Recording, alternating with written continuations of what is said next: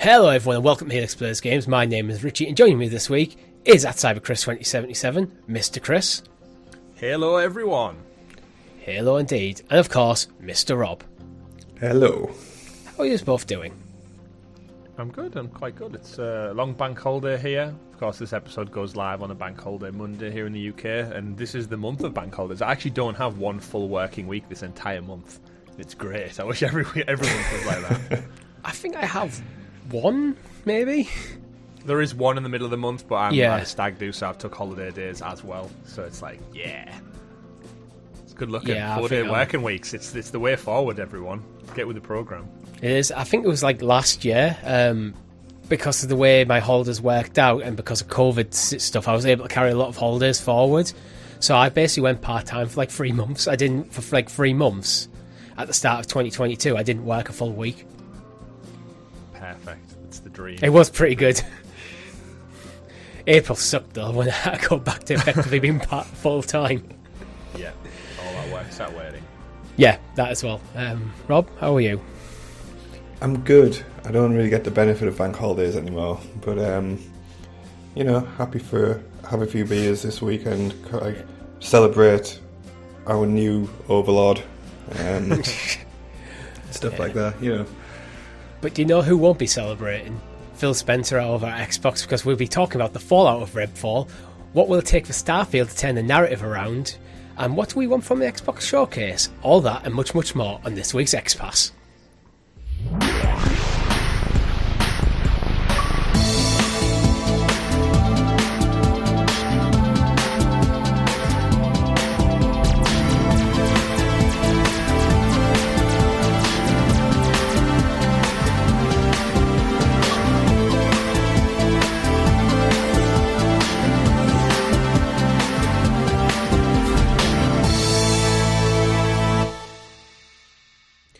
But before we get into it, if you haven't already, make sure you like the video and subscribe to the channel or your podcast feed of choice with notifications turned on, so you're kept in the loop with all our great content here at Helix Plays Games, such as Talking the PS, where we break down all the PlayStation news and gaming happening over on the Sony side of things. And also our newest show, Lunar Listening, where every month, usually probably the start of the month, I think we're targeting the first Wednesday of every month, we'll be bringing down all the Amazon Lunar news. And hopefully next month we won't have the massive news of Fortnite coming to Lunar the day we published the show. Yeah. Bad timing, podcast, unfortunately, that. Brand new platform. I mean, good timing in a way, because then more eyes are on the platform. But yeah, we do a whole show breaking down the Prime games. We talked about all the retro games that are coming and how none of them appeal to us in the slightest because we weren't around in 1985. And then they go and drop like the biggest game arguably on the planet, then on the platform the next day immediately. So you know what, we'll pick it up next month. But shout out to everyone who tuned in, checked it out. We appreciate your time. We also have our weekly live streams, usually either on a Thursday or Friday, where this last week Chris and I tried to play Redfall, but the internet gods were against us and it didn't really work. Not the game's fault. Not the game. We'll get into issues with the game in the news section, but that live stream being a bit of a clusterfuck is not the fault of the game. Mm-hmm. Other than that, gentlemen, what have you been playing? We'll start with you, Chris. I am a Jedi Knight, and I've been hacking away, force pushing away in Jedi Survivor to the best of my abilities. I've been getting a cheeky hour here or two to chip away at it. I'm probably about 6 or 7 hours in, trying to do a lot of exploration. I intend to go for the Platinum Trophy, and I don't think there's any major titles on my horizon until maybe Spider-Man in a few months' time. I'm not that interested in Zelda, so I've got a good run at this one, and I think being a new parent, I'm pretty safe to say this game's probably going to take me several months anyway, as opposed to my usual get it boxed off in a fortnight. Is it one of them situations where you've got a good run because there's nothing pressing immediately about a drop that you need to play, so you're kind of grateful for that situation? Yep, absolutely. I've played a couple of games already this year. There's a few things that I wanted to check out. I think at the start of the year I did start playing The Witcher 3 again. For the 50th time, that's been shelved after the same point. I think I've got to one of the towns or villages and I've done the same chapters over again on the PS5 release version. and I'm just out. I think I just need to wait until the next Witcher 4 comes out and just start anew from there. But yeah, Jedi's got me. It's been on my radar since it was announced, and it's probably going to be my game of the year unless anything drastic changes. Yeah, I think The Witcher for you is like Control was for me, where everything about the game should be like, yeah, I'm into it, but for whatever reason, it just didn't quite click. I enjoy it. I just think it's the I enjoy size. Control. It's just the size. I can't, I don't have the time to dedicate the X amount of hours it takes to explore that world in as depth as it's required. I think you still have like a full playthrough to do, don't you, for the Platinum Trophy? Or did you do it? Yeah. Well, the thing is, you have to play on there's a difficulty-based trophy, so you have to play on a higher difficulty, which I almost completed, but then I realised there's a few missable Gwent cards that I missed, so I would have had to go back Gwent. And start again, and when you just have that like sinking feelings, like I'm done.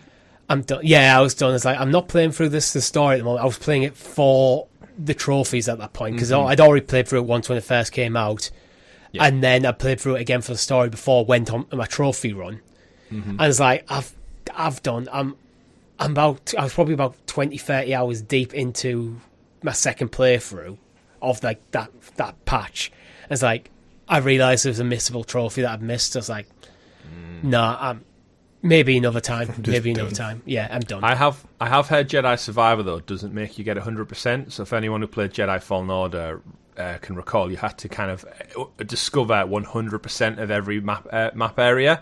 And with this one, apparently has a little bit more wiggle room, so you don't have to get the full amount of coverage to get the trophies or achievements for that one. So a little bit of an easier journey, I'm hoping for. But that's my plan: chip away at Jedi Survivor for the foreseeable and enjoy every moment of it. Yeah.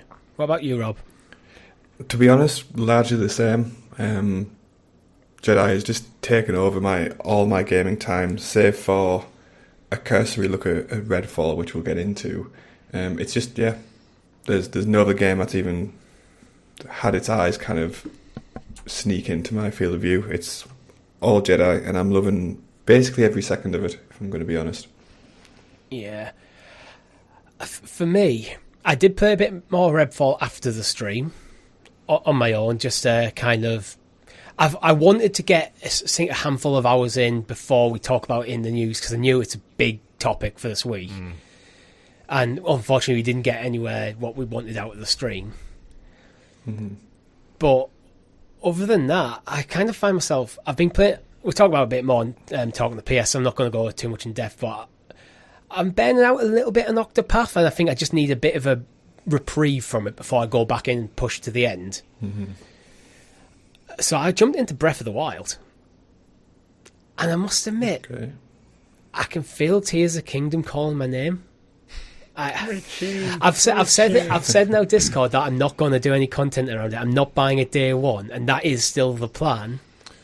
But my head's been turned. But my Hogwarts 10 my head as well. I was in the same situation where this wasn't going to be a day one for me, and then I end up pre-ordering it. But the thing is, I keep reminding myself I'm going on holiday to Montreal, New York in literally like 2 months' time. I need to put some money aside. So he's, just to add fuel to the fire then, Richie. Yeah. How long's the flight to New York, Montreal and that? Oh, it's very, very long. Wouldn't a portable AAA first party game be a perfect flight accompaniment for such a long haul journey? It's almost like an investment for your trip, if you think about it that way. That's 7 hours there, 7 hours back. That's 14 hours worth of gameplay you could be putting into this game. Well, I'm also bouncing between Montreal and New York, so I've got a lot of flights. I'm going to spend a lot of time in airports. So there you go then. But yeah, so but this was this is one of them like opportunity holidays that it's weird that I basically didn't plan this. It just kind of fell on my lap. So I'm going to Montreal for work reasons, and while I'm there, I'm having a holiday. That's why it's all kind of sudden last minute. I haven't really put any money aside for it. And so I'm like, I need to save money now. But I mean, it's good. Going to Redfall on holiday? Absolutely not. No, I hear it's a bit rough and just like it's quite murdery, to be honest. And I know New York can be a bit murdery, but Redfall seems excessively so. Shade at all the New Yorkers out there. The murders happen in New York. It's a big city. It happens everywhere. It's not vampire murders, though. This is No. That's true. Or cultists. In fact, let's just get into it. Chris, would you like to introduce us to the excellently exuberant, excavated Xbox expose, a.k.a. The News. The News. And as always, our news is brought to you by our Helix Heroes, which you can join for as little as 99p over on our YouTube channel. Gives you early access to some content, custom badges and emojis in the live chat. First story of the week, the RedFallout. So, Chris, before we get into the reviews or anything, your first impressions, because you have played a bit of it. Yeah, so with the caveat of we played Redfall, I played it via cloud gaming on my desktop PC, and my internet just shit the bed the night we streamed it. Like, it wouldn't stream the game. I reset the router, I reset my Google Wi-Fi mesh. Nothing was working. I think I was getting like 3 to 6 meg downloads, so apologies for anyone who tuned in and watched, and it just wasn't up to our standard. Virgin Media, my internet providers, apparently was not having any of it that night. I tried a hotspot for my phone. We played a little bit, but I don't want to do a disservice to a game that's already been shit on from every corner of the world.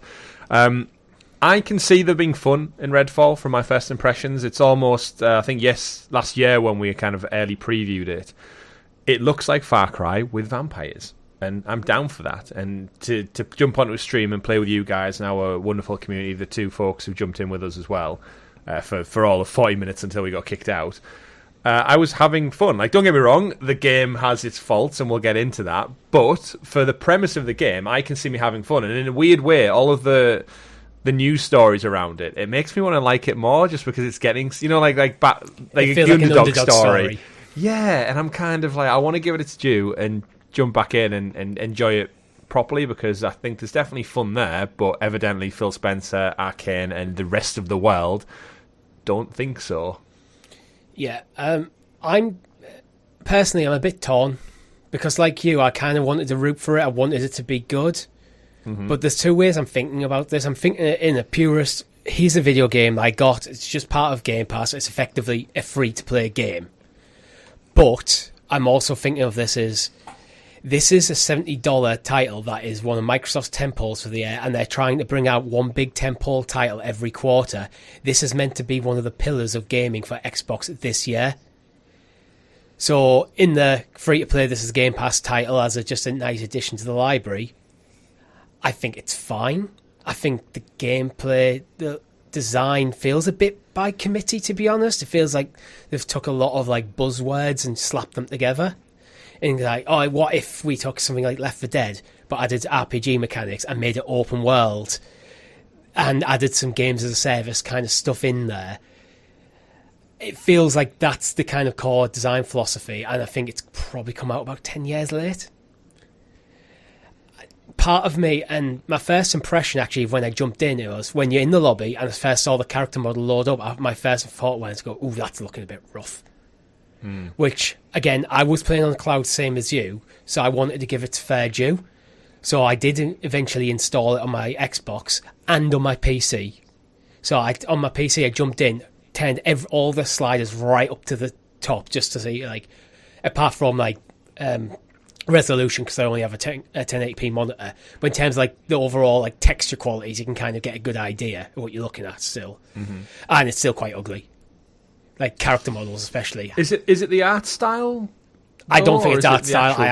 I don't think it's art style. I think it's just bad textures.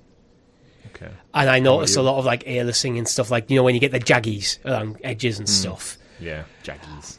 Yeah, I think when you're playing in the fast frenetic action, it doesn't stand out as much. The environments look fine, but even when I fought like a vampire for the first time, I thought it looked a bit underdone. Honestly, it's the sort of title, in terms of just the graphics of it, that if I told you it came out as an early Xbox One title, I think you'd believe me. And as a tentpole title for Microsoft in 2023, I don't think that's good enough in terms of that initial presentation. Well, it's back to that, is it art style over substance of, like, I'm about to check out, we said on the channel, the Rise Son of Rome for its 10th year anniversary, and that game looks gorgeous still. I think that game looks better than Redfall. God, yeah. And is that telling, or is that, again, this is my behind point. the Like, scenes? so I'm not the biggest graphics snob. I can get over that sort of stuff if I think the game is good enough. But again, this comes back to where I'm a bit torn between those. This is just a Game Pass library title, which is what it is to me, or the reality of this is a Microsoft tentpole $70 title. Well, you've got to kind of look at how many people who are Xbox fans who are just Game Pass users now anyway. I can't imagine there's any hardcore Xbox players out there still buying their titles for $70 when it's just including Game Pass. Like, you might as well just get Game Pass and you get so much more stuff. And I feel it does go a little bit to soften the blow. Like, I'll be honest, if we did a stream last Thursday, Richie, and both of us collectively were out of 140 quid, we'd probably be a lot more pissed off. Oh, yeah, this is why it's I'm included. Like, I think, for me, for what this game is, it's delivering what my expectations were for it. It's a game as a service title that it's going to be great fun playing with you two on multiplayer, on live streams and stuff. I can have some fun there, but otherwise it's not particularly a game I was ever drawn towards. Like, is it fun though? Is it fun? Like, it's fun when we're playing together, but is that more of just because it's us playing together that makes it fun? Like, could any game kind of fun in that setting though, isn't it? Like, yeah.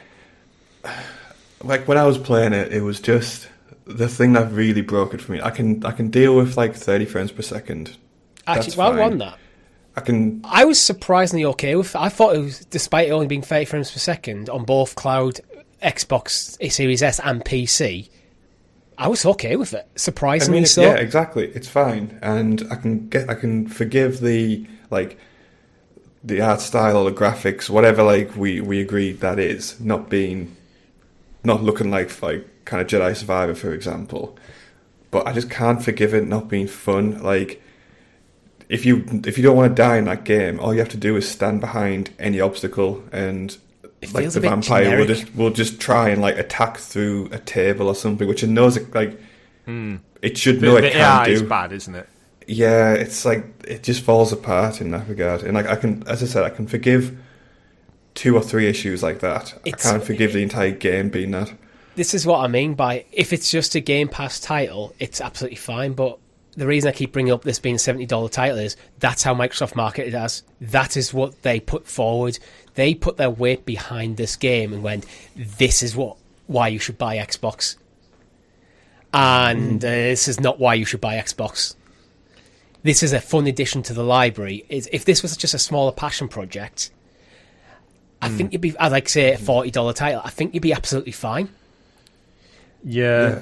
It goes back to all the other things that Microsoft have put out. Because let's face it, they've been raked through the coals quite a lot, and there's that kind of dissatisfaction bubbling up within the Xbox community. And when you look back, you had Pentiment, 10 out of 10s. You had Hi-Fi Rush getting really top scores, like Shadow Drop, 9 out of 10s. Grounded did well. Very, all very these smaller passion projects are nice additions to the library. We talked tomorrow on Talking to PS, where I said Concrete Genies should have been like that for PS Plus, but they kind of shot themselves in the foot by not bringing it to PS Plus.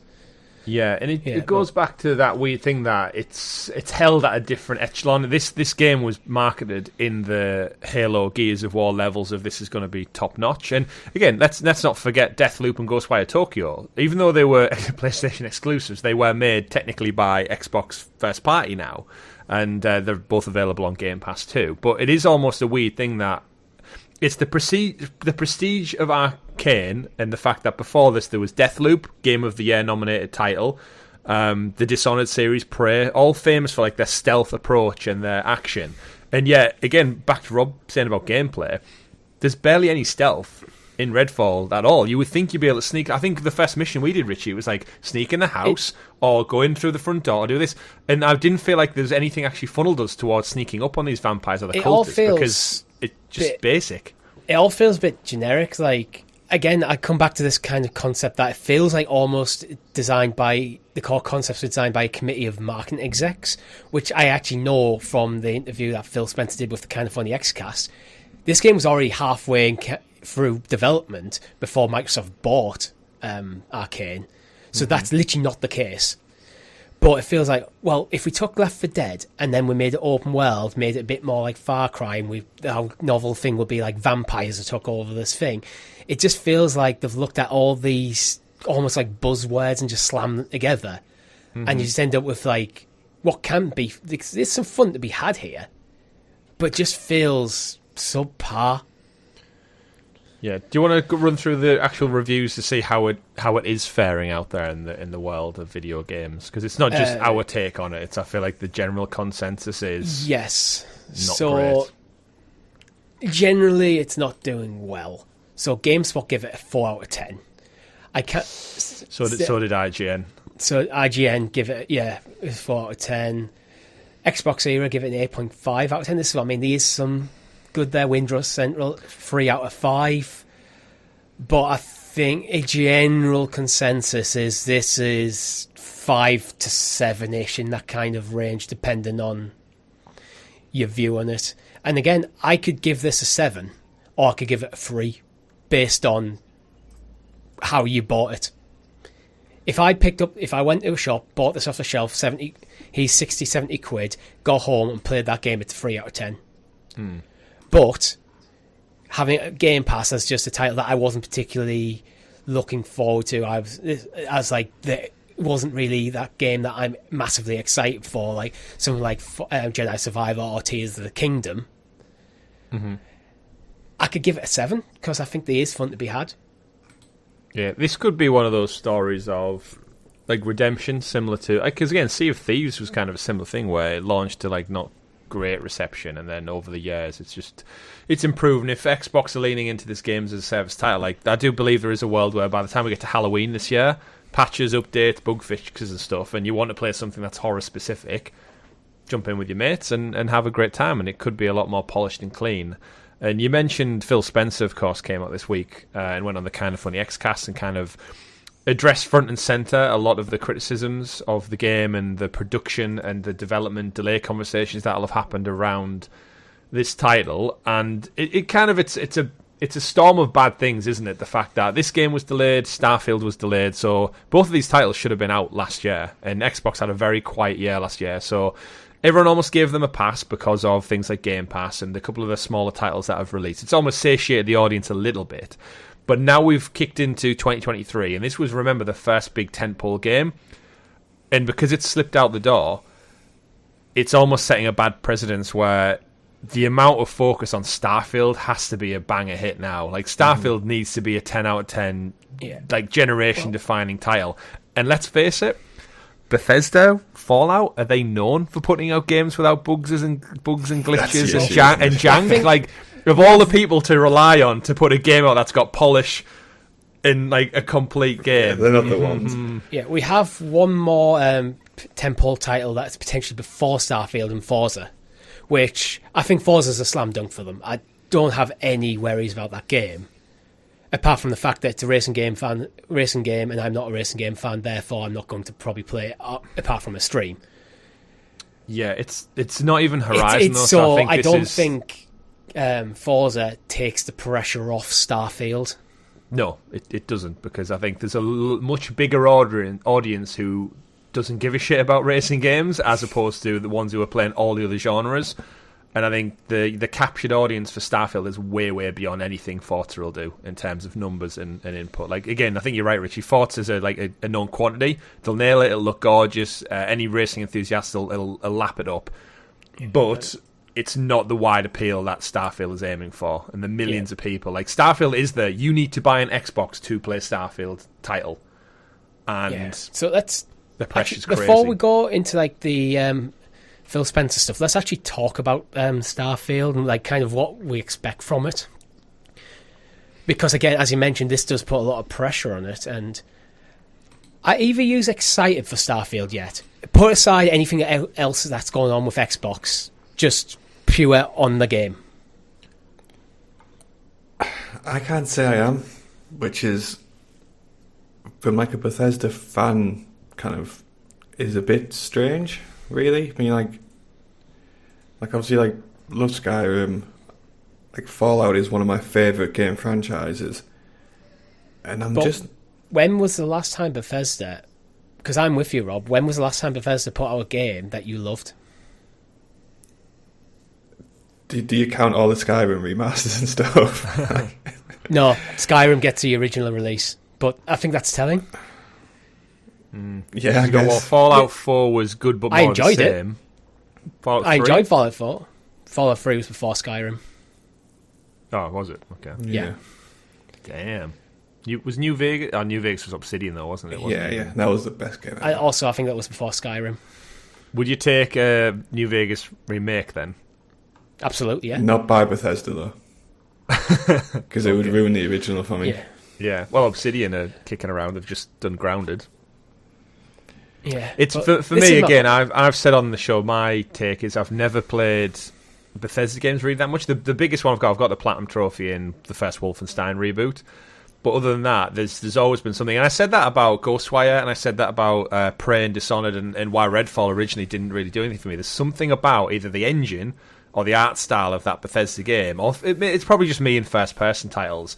But Starfield being a brand new IP, I've said it's the chance they can get me in on like what is a Bethesda game. And as you said, it's all the magic of Fallout and Skyrim in space. And at the moment, I'm indifferent towards it. But then again, I'm not the audience. I'm not a Bethesda fan. I'm not a Fallout fan.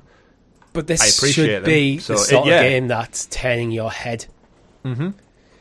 And it's not necessarily, and that's not because of it be like all the story and conjecture around it. It's just because the marketing and stuff. It looks like a cool space We haven't seen game. much. We haven't seen much, to be fair, in terms of gameplay. There's a lot of Todd Howard just talking about the game.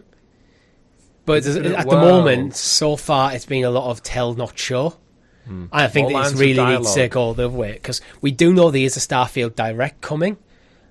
Literally after the Xbox showcase in June. So what do you think they need to do to kind of turn the narrative around at the moment? Because I think we all agree Microsoft didn't to dig themselves out the hole that they found themselves in at the moment in early 2023. It's on Starfield.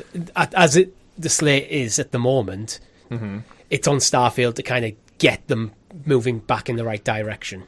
Well, this is where it comes down to like a wider appeal. And Phil Spencer, in his interview with Kind of Funny this week, said a couple of key things that I thought were critical. He actively acknowledged that they cannot out-console the competition. He admitted they are in third place. Yeah. And he said... to be fair, he was very candid on that interview. And to be honest, I have a lot of respect for him doing it, considering everything that's went on with Xbox recently. Absolutely. And you'll have diehard fans. That's him, like, bricking it walking in that interview. That is not a fun experience for him. Like, No. And yeah, there's a couple other things he said. So he admits that they're in third place. He says that they can't out-console the competition. And he laments the fact that they lost that Xbox One generation. And he goes on to describe that was probably the most key generation to lose, because it's when people built up their digital libraries. The PlayStation 4, Xbox One was when everyone started to build up their digital games. So when they moved console every generation, they took them with them. And because I think Xbox lost that generation, and Phil, again, he knows this is a fact, everyone who was kind of into that ecosystem, they ain't going to switch. So it's not like back in the day where you just keep your old console on your discs. Because everything's forward progressing, if I've got a shelf with about 100 plus PS4 games on, I ain't switching to Xbox necessarily when my PS5 can play them all. So, I'm naturally going to move towards PS5, and because they've lost that, they lost their foothold in the market, and then who could have knew about the success of the Switch? Like, that's just been astronomical, to a point where they are in third place. yeah. But I don't think Nintendo that has has to be a always bad done thing. weird Nintendo stuff. They seem to have some hits. They seem to have Nintendo 64, massive hit. GameCube, probably not as hit as I thought. I think, but it's still very much beloved. Wii, massive hit. Wii U, massive flop. Switch, pretty much, yeah, that's what we want from Nintendo going forward. We normally I'd literally say want to Switch to. It would do a flop now, but then, again, you'll take your whole Switch library with you, no doubt. I mean, most of your Switch library is made up of Wii U ports, so to be fair... I'm hoping that Nintendo don't do a weird Nintendo decision with the next console and just make a Switch 2. Everything, just take the Switch, it's great, make it better in every single way, and keep it backwards compatible. That's all I want from Nintendo for the next console. Just the same, but improved.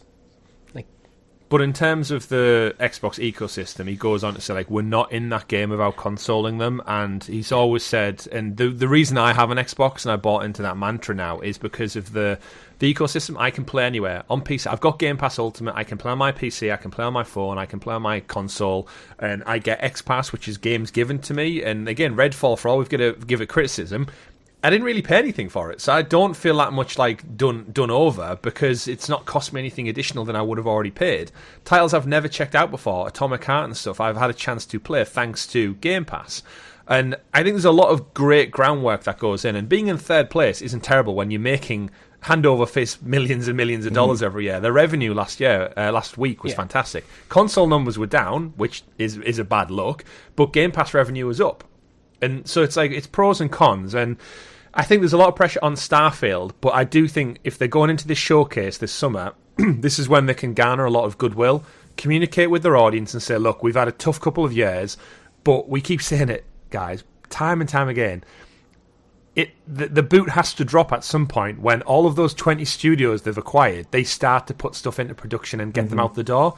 Phil says in his interview, pardon me, one of the difficulties with Arcane and Redfall was they were already deep into development on Redfall. So when they bought ZeniMax and they acquired Arcane, they looked at them and went, well, they're already making a game, and they just left them to their own devices. And Phil laments the fact... He does say in the interview that he thinks that was an oversight, and by the time they realised they were having like some quite serious, like, not bugs, but actual design philosophy issues, they were in a difficult position where it's hard to turn it around. Yeah, it almost, you can imagine, like, the heads of Microsoft, they go to Bethesda, they're looking at Starfield, they go to Arcane on, like, a business visit, shows what you've got, they show them a demo, they talk about the premise, it's vampires, it's games as a service, it's going into Game Pass, it's Arcane, who, again, previous titles, phenomenal. Their last game was Deathloop. Game of the Year nominated, award-winning title. So you look at them and go, yeah, cool, keep doing what you're doing. It's your passion project. We'll check in with you next year when we're getting closer to launch. And then it gets delayed.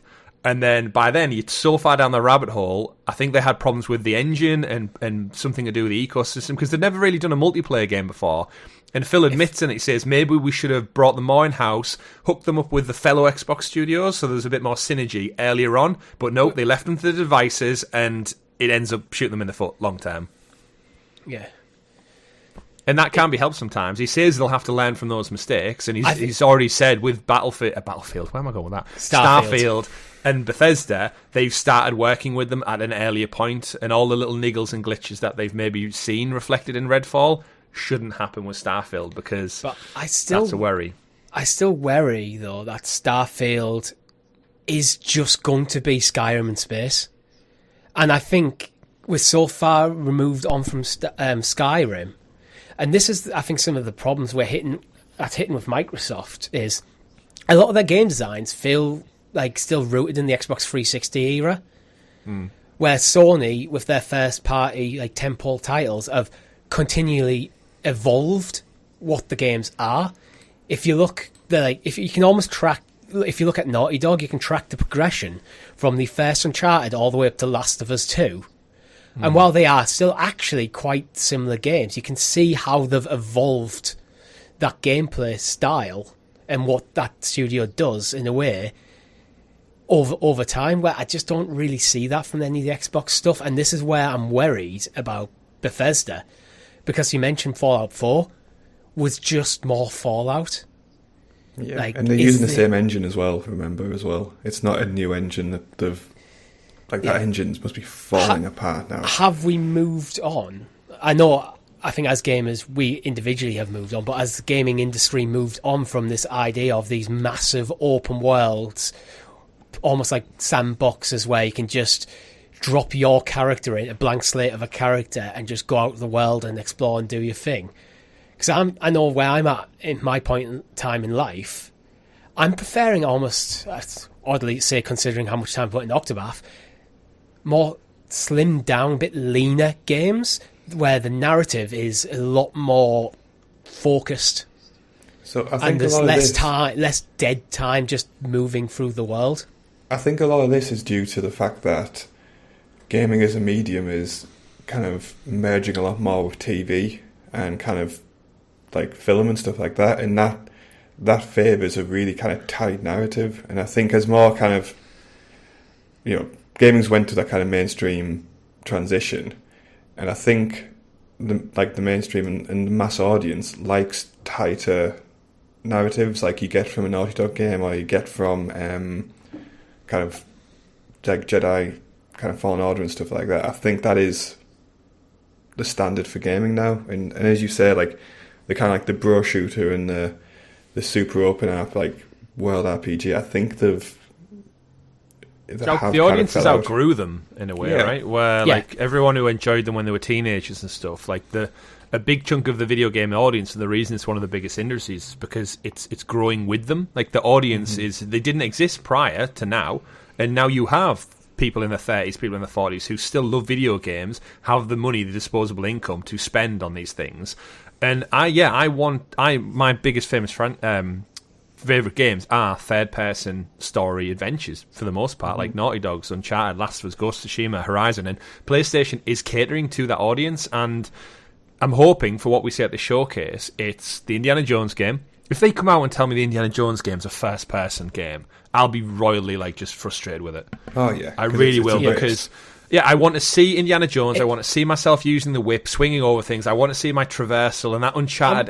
It literally needs to be Uncharted, but with Indiana Jones. That's all I need. The games, all the studios that kind of fall under that ZeniMax banner from like Bethesda and Arcane, I always think they feel the same. There's something about them where this is why I've made the mistake of calling. I think it might have been Redfallout. Ghostwire Tokyo, where I said it was from Bethesda, because it feels absolutely like a game I'd expect Bethesda to make. And I think if you look at the machine games, stuff, things like Wolfenstein or even id with Doom, like they all feel all these first-person games, they feel the same. It's first-person syndrome, where all you see is hands doing that, or a weapon, or a block. You're interacting with buttons by smushing your face against it. You're too far low down where, in theory, the camera's in the guy's crotch. And, it's no surprise, whereas all the other companies are putting out titles that have character, they have story, they have development, they have, just exploration that goes beyond just first-person. And I think there is something to be said about some of the best stories of all time in any medium are about characters and story, and video games are so much more able to portray that now than ever with voice actors and mocap suits. And I think the Xbox audience are just looking at the other side of the coin and looking at Nintendo, looking at Sony and going, right, you've got Nintendo's whimsy and fun and family-friendly titles, and then on the flip side you've got PlayStation telling really deep narrative story with characters who become beloved, like Joel and Ellie. It's literally just a dude and a girl, and yet they're some of the most popular characters in the world right now, and it's no surprise because the Bethesda and the Fallout people, who am I? Look at the Halo thing. How much of a kickoff was it because you saw Master Chief's face, because he wasn't just a faceless guy behind a mask? And the reality is because you can't tell a story on a TV show without seeing who your main protagonist is. It doesn't work. It doesn't work. Yeah. And video games are in essence stories, and we've praised on Talking the PS Tomorrow Cal Kestis and Jedi Survivor, and how you care about his story and his journey because he's you're with such a good character. We want him to transition over into the extended media. Yeah. If it was just lightsaber being waved in front of the camera, or a blaster, or a hand being pushed out to force push things, I wouldn't give two shits about Cal, because I'm playing as Cal, and these games have served a purpose of RPG. But you had this showcase, hit me with Indiana Jones, hit me with Hellblade, and a couple of brand new titles that are third person. I think that's what Xbox need to do, is see what the competition do and go, you know what? Yeah. We keep pushing this first-person shooter narrative, and it ain't working. I think there's space for these kind of blank slate characters, because I don't mind a blank slate character from time to time.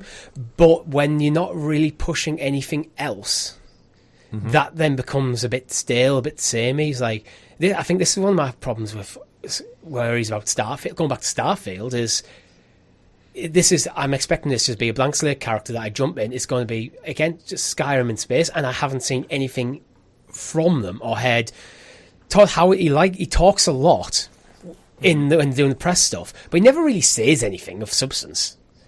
I want to see from Starfield, why should I be excited about this game, and not without using the words, it's the next big game from Bethesda. Yeah. If you think back to the points I was making there, the two recent titles on Xbox that stand out for me, Hi-Fi Rush. so much praise. Yeah. Everyone can't wait for a sequel. The characters in that are fantastical. And Chi, the main character, and the cat, and his companion, and the world. So, great game. It was fun. Yeah, great game. Probably been some Game of the Year discussions for a lot of people. But I know who he is. I remember his name. I know what his character's like, his attitude, what he brings to the memorable. world. Exactly. And then to pivot to another Xbox game, also a first-person shooter, High on Life. Why was High on Life received so well just before Christmas? Because all the characters in the guns. So yes, it had the first-person element, but the characters and all of those weapons, Justin Roiland aside now, whatever's going on with him, it did something different, and it got such high praise. And it was one of Game Pass, if not Game Pass, is one of the most successful games they've had on it. And it goes back to what I was saying about just character. And yes, I don't think you're totally right, Richie. There is a time and a place for these games, and they're undoubtedly amazing unto themselves, the Skyrims, the Fallouts of the world. But is the Xbox audience wanting something different now? Because we've had like 20 plus years of like these, like Rob said, bro shooters and stuff. And I've not had interest in Call of Duty or anything for years now. So if it ain't appealing to me, then who are we appealing to? Well, let's actually dig into that a bit further, because we have a Xbox showcase coming June the 11th. Now, I kind of want to try and make this... We've been quite negative so far on the show, I think rightly so. But let's spin it to the positive. What do we want to see from the Xbox showcase? What is our dream lineup? Because I think we can all agree, based on the last 40 minutes, this is a big showcase for them. There's a lot on this. They need to come out absolutely swinging. And Phil Spencer, in that kind of funny interview, which I keep going back to, did say he's seen some really exciting stuff in there. But hasn't he said that before? Obviously, there's a StarField Direct that follows it, so essentially they could really help Starfield's journey by nailing this showcase. Yeah, so I think we can rule, for this part of the conversation, we can rule Starfield out because it's literally getting its own Direct. Indeed. So it's what else? So I'm now thinking of what else has Microsoft got in the tank to show us? Because even if Starfield is a 10 out of 10, 11 out of 10, that's one game. That's not enough, to be fair. They need more. They need to get us excited of what's coming for this year and what's coming for the next few years. Like, for me, it's Hellblade. Like, it needs a date, right? I feel like they've shown us a lot of Hellblade, but like they keep bringing it up, but have they actually shown us that much? It's lengthy big trailers that have been out the last two showcases. She's seen her run out of a cave, and then she's chased by that like massive troll thing, and the graphics look great. The Unreal Engine tech demo showcased just a few weeks back. That was all Hellblade, but again, it's like, right, stop showing us now and like actually give us a lot, give us something like hardcore that's in there. Fable, they've been talking about Fable forever now. I'm actually with you with Hellblade, and touching on Hellblade, one of the reasons why I'm with you is all the things we've just been saying about the ZeniMax stuff, where everything all seems samey. Hellblade feels like something Hellblade feels like it could be a Sony first party. I mean, the first one is on PlayStation, so... Yeah, but in terms of like the concept and the quality we've seen from it, that's what I want from Xbox. Like, so, yeah, I'm with you, Hellblade. Fable, you were about to say? Yeah, it's just one of them things, again, it's been talked about, rumoured, showcase for so long, yet we've only seen like a little splash screen. Do you get a bit worried that Fable's been made by Playground Games, who is best known for Forza? No, in a way, because it's such a gorgeous game anyway when they put them out, and we've seen like Guerrilla pivot from Killzone to Horizon. Funnily enough, not Forza Horizon, but Horizon. And like, I think if you're a game developer, you're a game developer regardless of the content, like the genre that you're in. I think giving them a chance to flex and maybe take on a beloved franchise such as Fable could be a great pivot, and it just allows them to do something that isn't a racing game every other year. So it doesn't worry me. It worries me that they might take a little bit longer because they're not used to dealing with certain mechanics outside of driving. So there's a lot of like new things they've got to learn as a studio. But again, just tell me about it. What else is there? Again, I said it earlier on, Indiana Jones for me. They teased it last year. We got that like 10-second pan across a table with the book and the whip and the hat. Like, Indiana Jones Dial of Destiny comes out this summer. So if you want to get in on the hype of that, it's the last movie with Harrison Ford. And I just, again, if this ends up being first person, or it maybe doesn't have the likeness of Harrison Ford, they could hit some bumpy roads along the way. If they have Harrison Ford and it's third person, this could be my next Uncharted. So, like, I could leave the showcase being like, let's effing go. I cannot wait for this. Or I could leave going, it's another first-person, faceless game. Yeah. We'll see. And similar ways, like Avowed. I think Avowed looks awesome, but it just looks like Skyrim. Mm-hmm. And They've that comes not back said to anything about it either, really. Yeah, I mean, we're talking about this showcase coming. I think Avowed's probably going to be there. But again, it's another thing that just... Because it looks so much like Skyrim from what we've seen, the little we've seen, does it just fall into that category of like, well, maybe 10 years ago, or even 5 years ago, this would be a massive hit. However, it's no longer what I'm looking for in games. I mean, some of this is a very much personal thing. I don't think Xbox is in any sort of like danger at all, but... Oh, no. Yeah, I'm struggling to think of what else, like what are id Software working on? What are Machine Games working on? Well, Machine are doing Indiana studio, Jones. Oh, yes, Machine, yeah. That's Machine. You've got to imagine they could have handed something off for the Wolfenstein franchise. It's kind of odd that we got 1 and 2, and then it just... Usually they come in trilogies, don't they? So we're still kind of waiting on that. What's happening with Doom? Like, Doom Eternal was received well, but that's a couple of years ago now. It's 2019. Yeah, so maybe we're ready for like a next Doom. That could be a good bet, actually. Maybe it is time for the next Doom, because both Doom 2016, Doom Eternal both landed quite well. Absolutely, received really well. And let's remember, with Game Pass and stuff, there's a lot of second-party deals, third-party deals they could be making. Like, there are titles, there are studios out there that are grafting away at making stuff. There's things like As Dusk Falls, The Ascent. There's stuff in there. Yep. One of the things we've not really touched on when we talk about Xbox, which is weird, is like Minecraft. Like, Minecraft Legends did come out and was reviewed well, and we had a great time playing it. And I think just because it's Minecraft, it's its own entity unto itself. Yeah, but like that was one of their releases this year. It went straight into Game Pass, and it's doing well. But yeah, it's weird. I think Minecraft Legends for me falls into that. It's not one of the pillars that Xbox talk about. These like where every quarter they want to have this like big pillar game. I think I see Minecraft Legends as one of them great Game Pass titles that's kind of bubbling under the surface. That very, very nice to have in the library, but it's not. You're not looking. It's not the thing that in a short pit, in an elevator pitch that Phil Spencer's pointing to why you should buy an Xbox. Yeah, it's like that's what I see the pillars as, and going like if you the equivalent for PlayStation would be the reason why you should buy a PS5 is God of War, it's Horizon, it's Ghost of Tsushima, it's Spider-Man, it's Last of Us. That's and then there's other games that Sony can point to as like the smaller titles. That's where I see Minecraft Legends. Great title, but not the elevator pitch title. Perfect Dark. Perfect Dark. We know they're working on a Perfect Dark remake, reboot. They've got Square Enix helping them out with that. And I don't know how I feel about that one.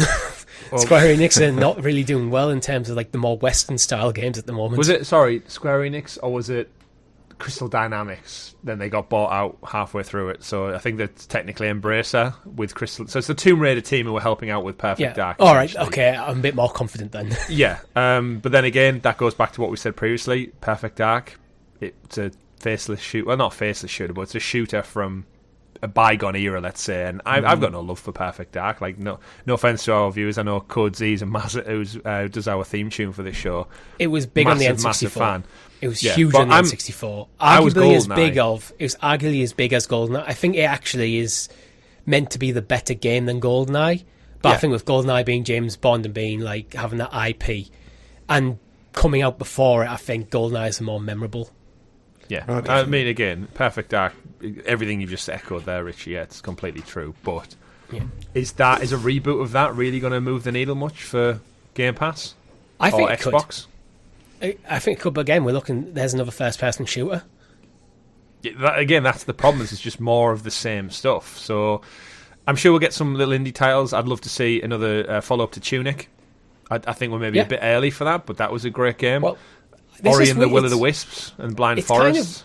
It's kind of weird. I think I touched on a bit in talking to PS Tomorrow, where at the moment Sony absolutely nailing these big pillar AAA, quadruple A games, or whatever you want to call them, and maybe lacking a bit more depth under the surface in terms of like the breadth of the library.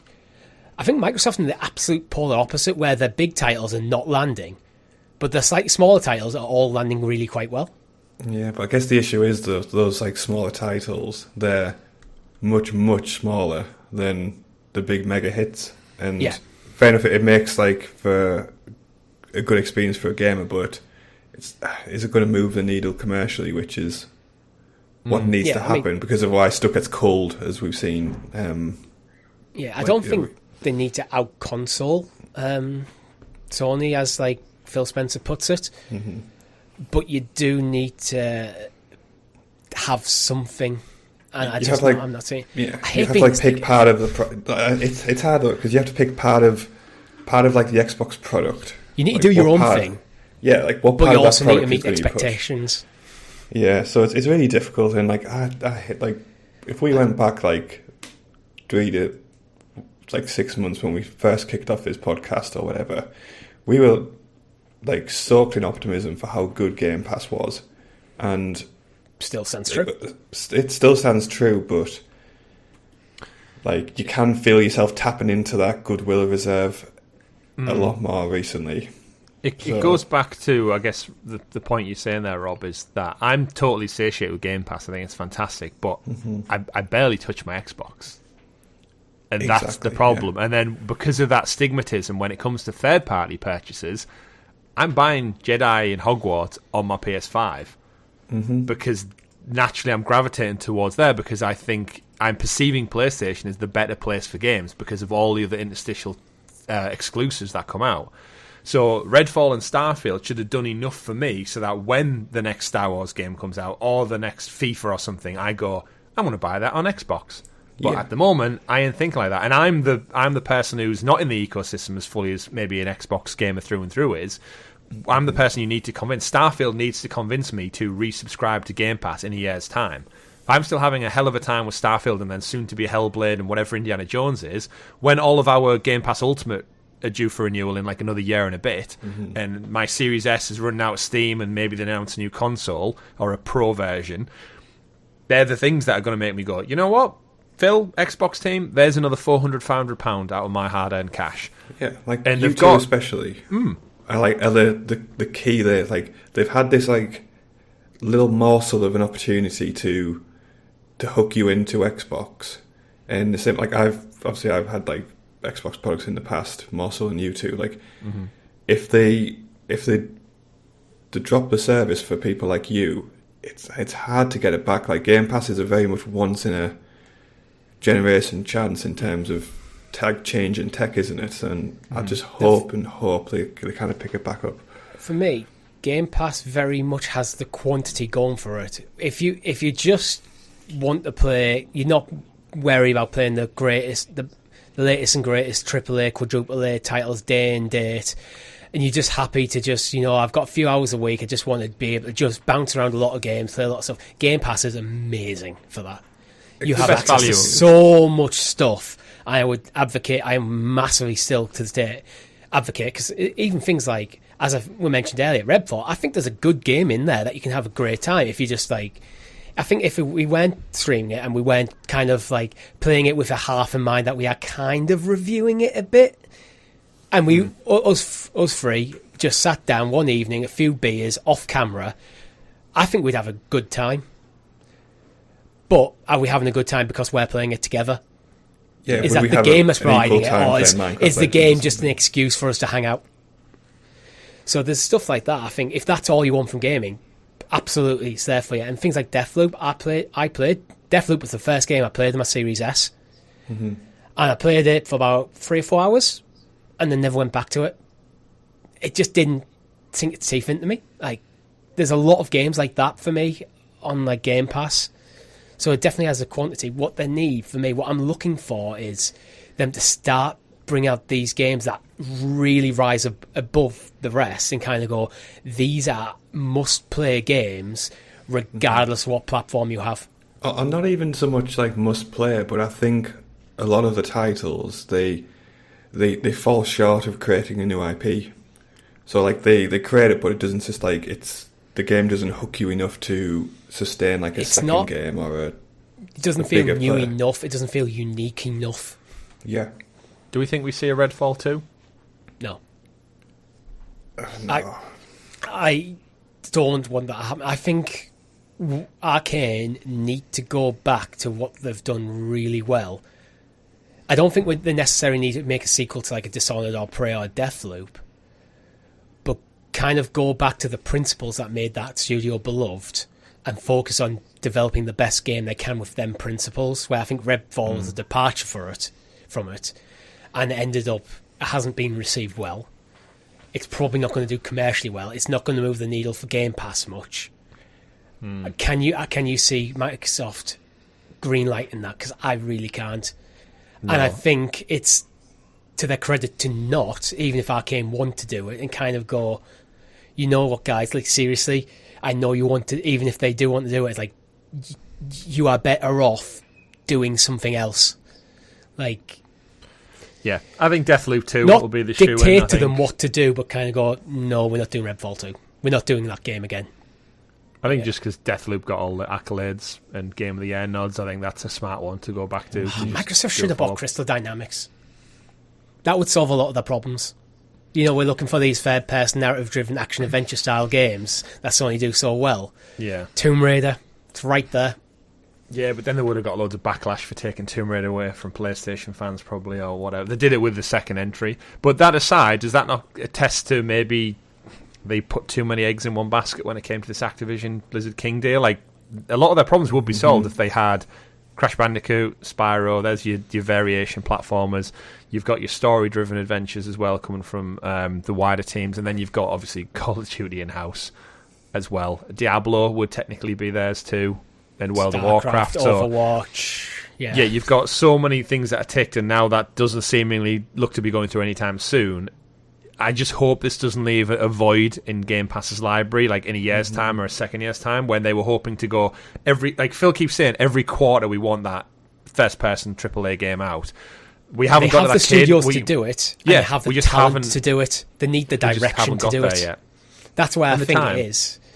Yeah, time, but, well, I think the time is settled by having enough studios, so if you have, like, 20 studios and you're trying to bring out one game a quarter, that means a studio only has to bring out a game once every 5 years. Which is about right. Yeah, so I think time's there. What I think they need is, there's definitely the talent in them studios to bring out some games that rival the likes of God of War. They just need that, I think, creative vision. Like, they need a Cory Barlog in someone like Arcane to kind of go, this is my vision for this game. Right, how do we execute on that vision? And kind of have almost like a no compromises kind of approach.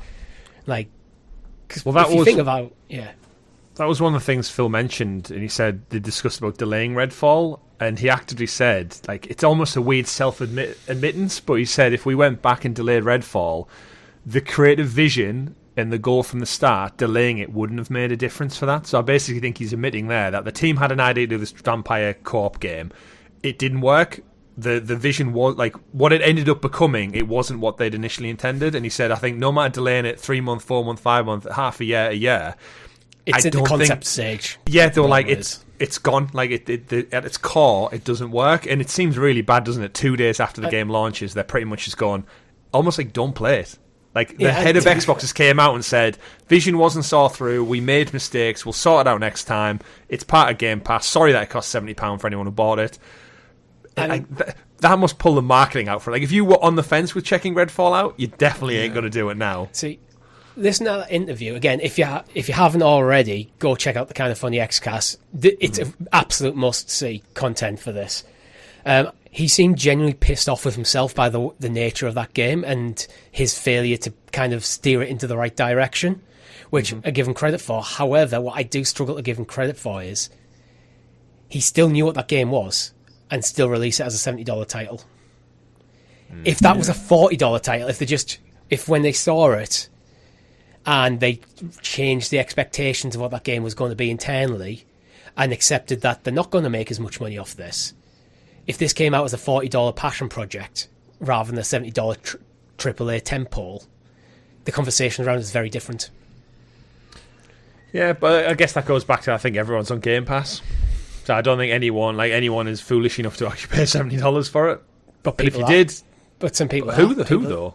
I don't know, but there must be people out there. Like, I think he's apologising for the sake of it, Yeah. but I think a lot of it is satiated by the fact that But I think again, everyone it's the we know in marketing our push. Discord. It's not just the price, it's the marketing, it's how they positioned it in their library. They positioned it to be this tentpole where if they didn't truly believe in it, which seems to be the case, they could have positioned this to be just a smaller library title.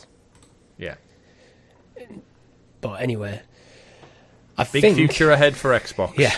Big summer. I can't wait for June. The fact that we get to sit there and we get a PlayStation 1, we get some Switch Nintendo Directs, and then we've got an Xbox showcase. Like, come the back end of June, we're going to know so much more about what we're playing in the years to come. It's going to be insane. I'm so excited for it. Yeah, we don't really have much time left in this show, so we're not going to dig any further into any other news stories, because there was some things like the Ravenlock reviews are out, the Last Case of Benedict Fox reviews are out. We might touch on them next week if there's time. Just to sum up, I try on a positive note somehow to try and end it. What is it that you really, really think that they need to do with this showcase? Because this is their, in my opinion, this is their chance to kind of get the wrestle control of the narrative back. I think they don't need to do that much, because the reality is gamers are as fickle as we are sometimes, is at the same time we're always forward facing, we're always looking for that next best thing. And if they come out and just blow us away with a couple of cool trailers, a couple of titles, a couple of like surprises, and maybe we've revised this franchise. Like, again, if we see a sequel announced to Rise Son of Rome, people are going to pop off like over the moon about something like that. And if we go, there's a new Gears of War game in the works, again, give us some of that those member berries, that nostalgia. Announce a couple of new controllers, Game Pass for friends and family. They could make a ton of announcements, and I guarantee you everyone will just forget about this whole Redfall fiasco so quickly. It won't even matter. Everyone's on Game Pass. Most people are signed up to their X and the Rest console purchase with a 2-year plan, so we're all in it on the Xbox front for at least another year and a bit. They've got time, and I think gamers move on. And at the end of the day, we've still got third-party titles. So if you're not happy with the Xbox ones, go play Jedi Survivor. Go play Hogwarts Legacy. That's the great thing about being a video game fan, is there's new shit out every other day. Well, you didn't even get to talk about Ravenlock, but like that's out now. So if you don't like Redfall, go play something different. Like Rob, you spent half the year playing Age of Empires and stuff and Command and Conquer. So it doesn't matter whether you're looking in the past on Game Pass. And Game Pass is great for that, because they're always around. So everyone can find fun somewhere, but I think the showcase will be fun. I'm excited for it, and there's lots of studios cool. with TBC projects on there, so it's like the unknown. The next hit could be around the corner. I think there's one word you dropped in at the end there, Chris. I think is key. Is like, after this showcase, I'm excited for the showcase. I want to still be excited after it. I want to be excited for what's coming up in Xbox after that showcase. And I think that's all they need to do. Just get me excited by something that I can play on my Xbox. Because at the moment, my Xbox is my Game Pass machine. Exactly the same. Yeah. But that's all we have time for the week. If you've liked this video, make sure you hit that like button and sub to the channel, and consider becoming a member for as little as 99p. Don't forget you can get all of our shows on podcast feeds. We have a Discord server where you can talk even more and try and convince me to buy Tears of the Kingdom. Links in the description below. Thank you very much for watching. My name's been Richie. I've been Chris. And I've been Rob. Hopefully Xbox gets us excited. Goodbye.